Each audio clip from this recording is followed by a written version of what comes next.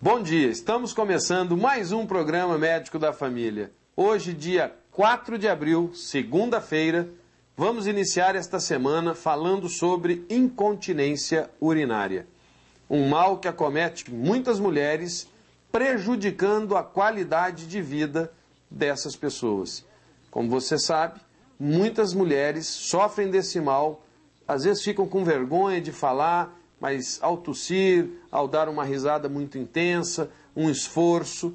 Então hoje vamos tirar todas as dúvidas que possam realmente ainda ter sobre incontinência urinária. Os abraços vão para a Dinorá Lopes e familiares, moradores do bairro Maria Aparecida Pedrocian. Também para o aniversariante do dia, o Pedro Henrique, morador lá do bairro Silva Regina. Ele é filho do Joilson da Silva, do grupo nosso lá da terceira idade da Vila Margarida.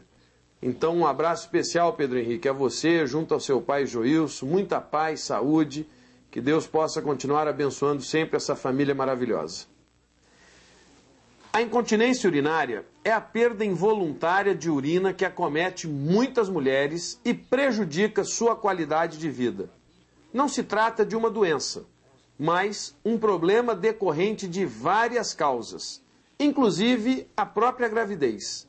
O problema é que muitas mulheres ainda associam a incontinência urinária ao processo de envelhecimento, desconhecendo que há tratamento e cura para este problema.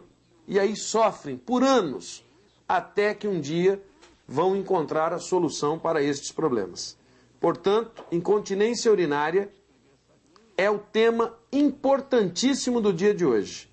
Estamos aqui com uma fisioterapeuta especialista nesta situação, a doutora Ana Beatriz de Souza. Bom dia, Ana Beatriz. Bom dia, doutor Paulo. Bom dia a todos os telespectadores. Eu gostaria que você falasse do ponto de vista fisioterápico o que vem a ser incontinência urinária.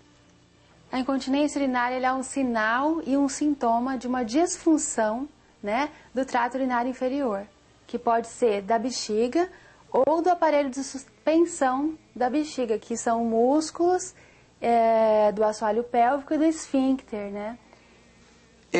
O que seria assim de sintoma principal, Ana Beatriz? A mulher vai sentir dor, ela vai ter infecção de repetição. O que é que nós vamos ter de sinais e sintomas da incontinência urinária? A mulher não sente dor e a infecção urinária também não é associada. Ela pode estar associada, mas nem sempre. O principal sinal e o principal sintoma que a mulher vai ter é, primeiro, sentir um peso, às vezes, embaixo do ventre, uma sensação que a bexiga pode estar, entre aspas, caída, falar numa linguagem assim, mais para as mulheres entenderem, E também... Porque muitas chegam nos médicos e falam assim, doutor, eu tenho a bexiga caída, o que eu posso fazer? Então é o termo que se usa mesmo, né? Se falasse num termo mais popular, acessível à população. Então a mulher sente, às vezes, que a bexiga está caída, ela sente uma flacidez da musculatura do assoalho pélvico, ou seja, ela sente que ela está flácida, às vezes até após o parto, ou após ter 2, 3, 4 filhos, ela vai sentindo uma dificuldade de controle da bexiga.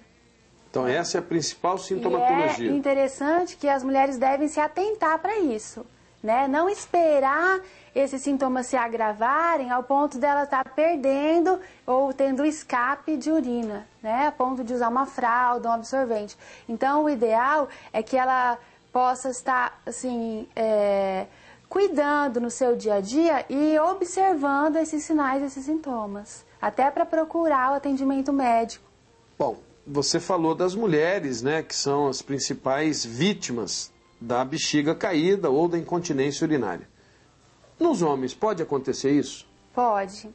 É mais frequente nas mulheres, mas os homens, eles também são afetados por essa disfunção.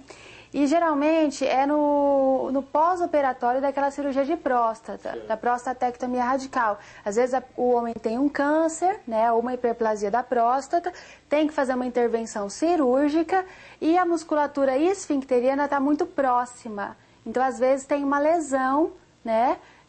Ou uma sequela, assim, da cirurgia, mas a fisioterapia também está indicada nessa situação. E tem tratamento também. Como você disse, às vezes uma gravidez ou mais de uma gravidez. A gravidez está claro, porque vai ter um peso ali, vai ter um feto intraútero que vai estar pressionando a bexiga. E o parto normal? Porque o parto normal também existe todo um comprometimento ali.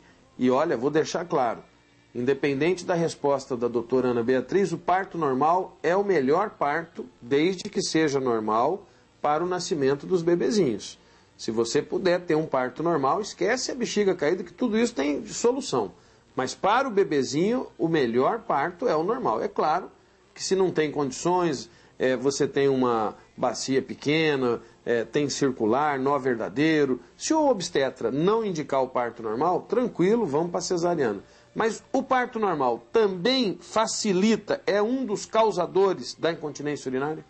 Olha, os estudos mostram, inclusive estudos que compararam o parto normal, mulheres que fizeram parto normal, mulheres que fizeram a cesárea eletiva e mulheres que fizeram a cesárea, mas evoluíram em trabalho de parto. Então, esses estudos mostram que a cesárea eletiva ela protege o períneo. E o trabalho de parto, mesmo que a mulher tenha uma cesárea, mas ela entrou em trabalho de parto, então o risco para incontinência urinária é o mesmo. Então, isso mostra que não é em si a via de parto, né? Mas sim todo um processo fisiológico de dilatação, né? Que o corpo da mulher ele vai se adaptando ao nascimento, né? Do bebê. Então, existe um estresse, né? Nessa musculatura. Então, eu também não sou contra o parto normal, dizer que o parto normal é o causador. Não. Tem mulheres que só tiveram cesárea, né? E tem incontinência, claro. Né? E então, a gente não pode também... Né? É de cada musculatura, de cada organismo. Sim, mas é como eu disse, se for normal o parto, ele está indicado, é ótimo para o bebezinho. Porque o importante é a saúde do bebezinho que você carrega no ventre. Ana Beatriz, é verdade que os exercícios fisioterapêuticos podem evitar procedimentos cirúrgicos no tratamento da incontinência urinária? Essa resposta você vai nos dar logo após os nossos comerciais. É rapidinho, já já voltamos.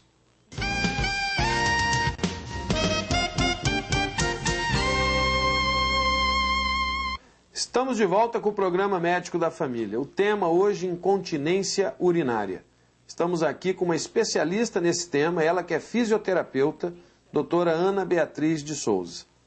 Doutora Ana Beatriz, eu lhe perguntei se é verdade que os exercícios fisioterapêuticos podem evitar um comprometimento cirúrgico dessas bexigas caídas, dessa incontinência urinária, ou isso realmente não existe, o que é cirúrgico tem que ser cirúrgico?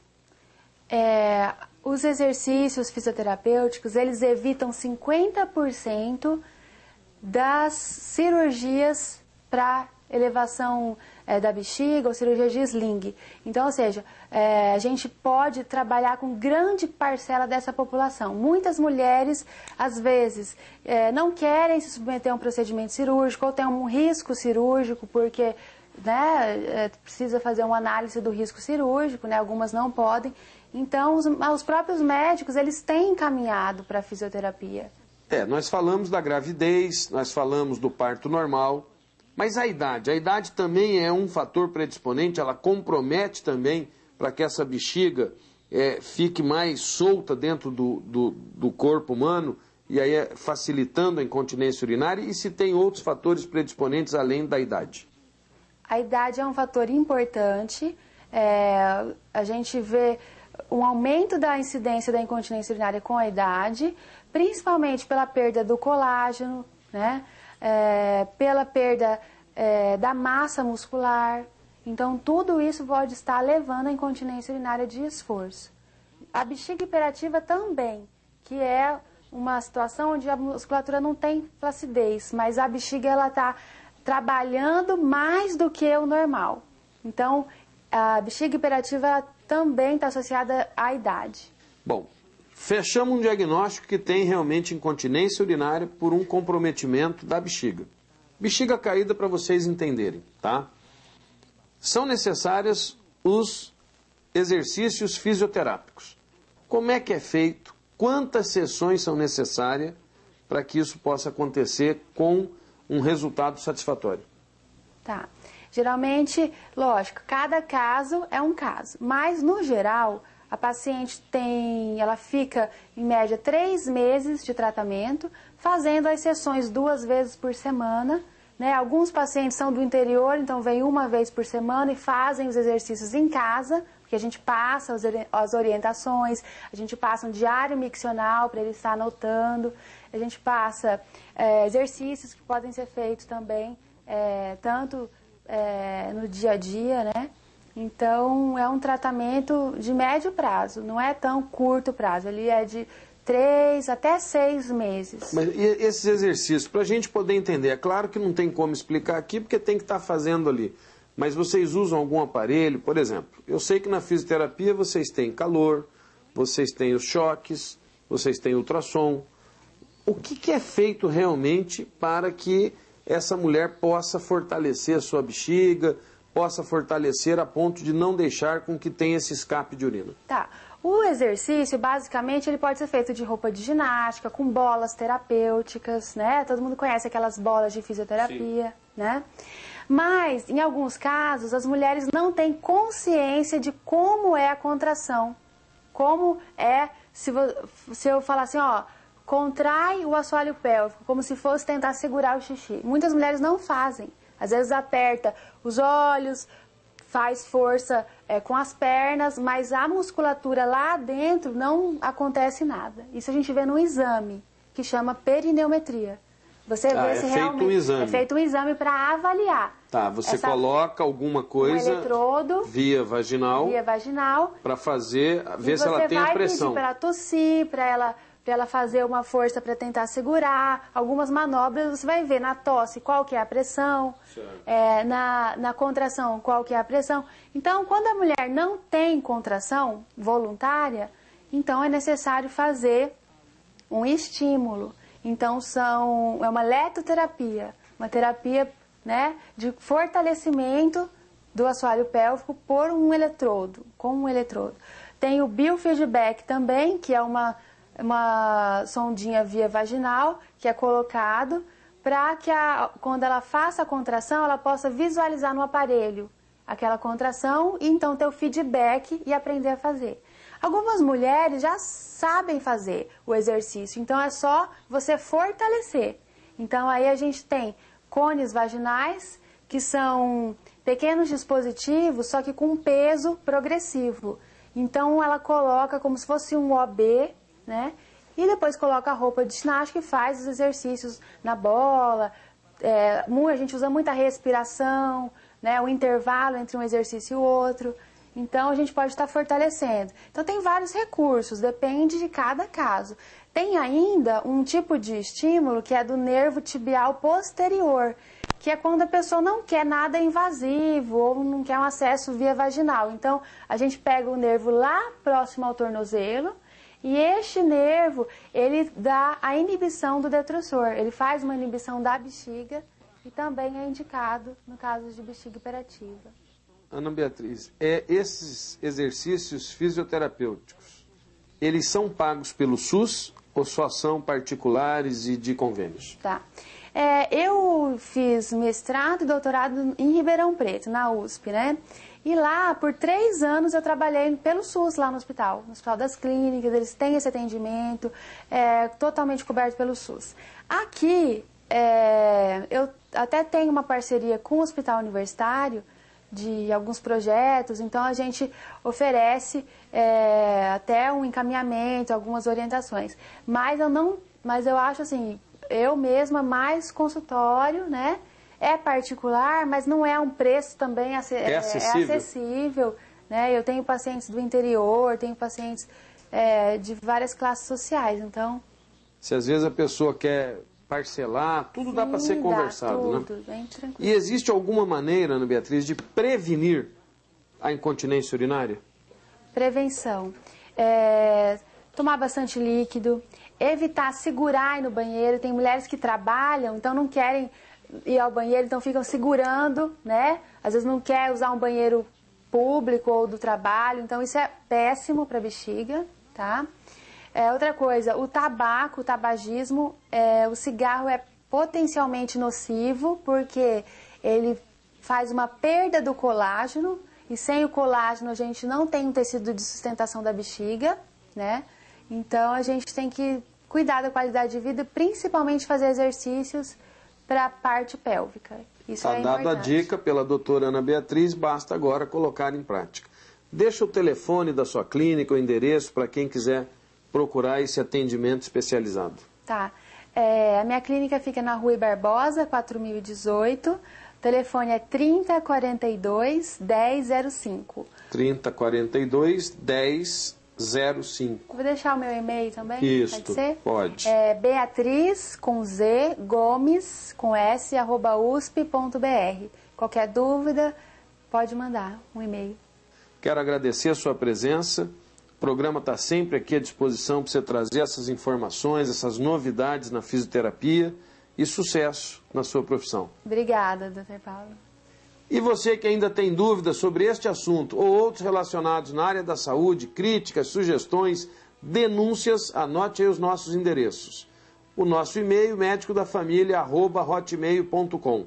Se enviar uma carta pelo correio, escreva Rua Independência 260, Vila Santa Luísa, o CEP 79005-260. O nosso compromisso é de fé e saúde.